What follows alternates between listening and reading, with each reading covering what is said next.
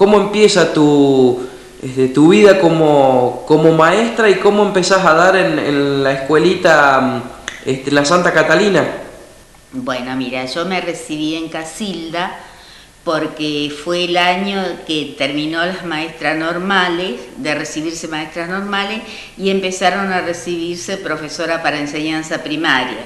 Entonces ese año no había magisterio en ningún lado, ni en Corral de Busto, y fui a Casilda, viajé a Casilda para poder recibirme. Y bueno, cuando me recibí, como hubo 4 años que no se habían recibido ninguna maestra, faltaban maestras.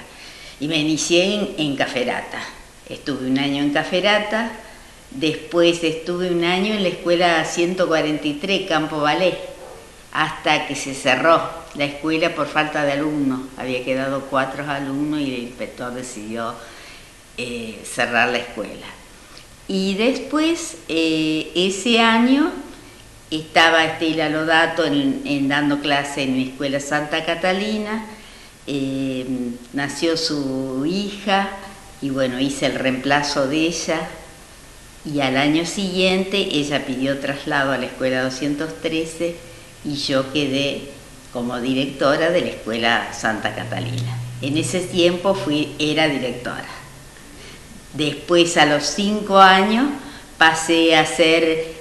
pasó la escuela a ser dependiente de la escuela 213. Entonces ya era un personal más de la escuela 213. Estamos hablando del año 78.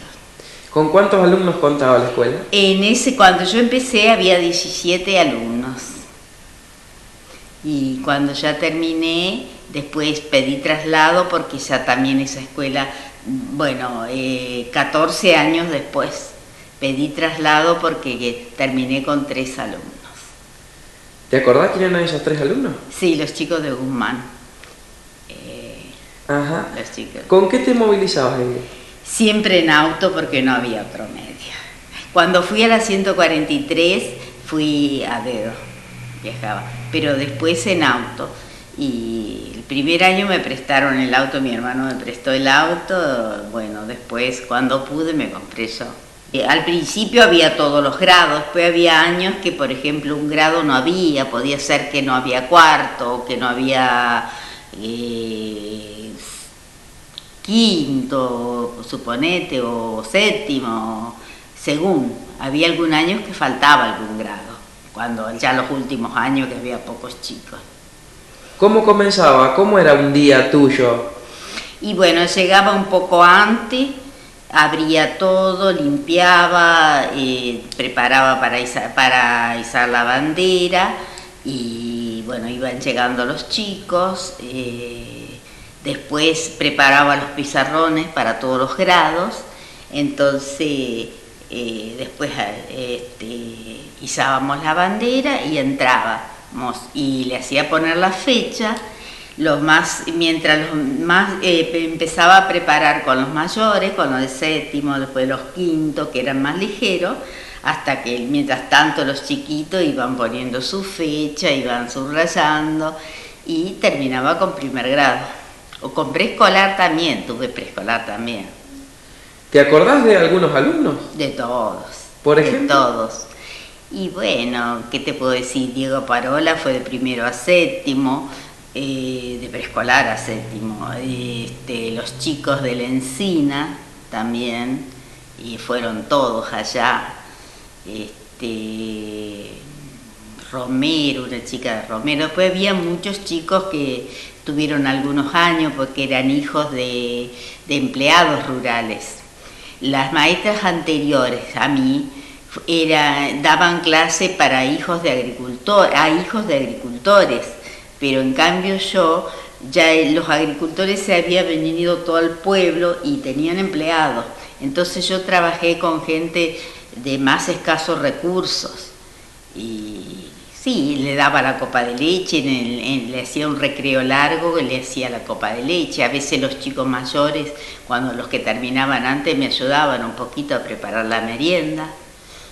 Y bueno, después arriábamos la bandera y nos íbamos.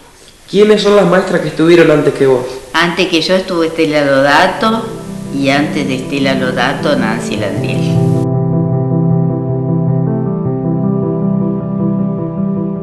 Yo iba en el auto, iba llevando chicos, le levantaba chicos en el camino y entonces llegaba con el auto lleno y a veces había días de lluvia que los padres a lo mejor estaban trabajando en el campo, se daban cuenta que venía tormenta, para cuando llegaba a la escuela ya había llovido, ya llovía torrencialmente y nosotros nos teníamos que volver con todo el agua, con el camino y más de una vez nos fuimos a la cuneta y empujamos el auto y a veces terminamos también algunos lotes caminando. Tenía cooperadora, el presidente era Parola y después estaba Cavalera, que ayudó mucho, Nuitz. Sí, dentro de la poca gente que había en el campo, demasiado, sí, me ayudaban. Me llevaban, sí, me apoyaron ¿De mucho. qué forma la cooperadora colaboraba con la escuela? Bueno, en los primeros años que yo estuve se hacían algunas fiestas, algún torneo de bocha, asado a las 12 para recaudar fondos. Y después, a medida que no había gente en el campo, eso fue cada vez menos. Y entonces, bueno, me ayudaba, recibíamos el fondo del FAE también, y bueno, administraba ese fondo también ellos. Tengo entendido que ahí en la escuela se hicieron grandes bailes. Sí, pero ya antes que yo entrara. Sí, algunos sí al principio cuando yo estuve, pero después ya te digo, había cada vez menos gente en el campo, entonces ya esos bailes fueron decayendo. Egle, después fue un cambio bastante importante al venirte vos a la escuela fiscal. ¿Qué es lo que más extrañaste de la escuela de campo? Bueno, mira, al principio creí que iba a extrañar mucho, porque los días que había pasado ahí me parecieron hermosos.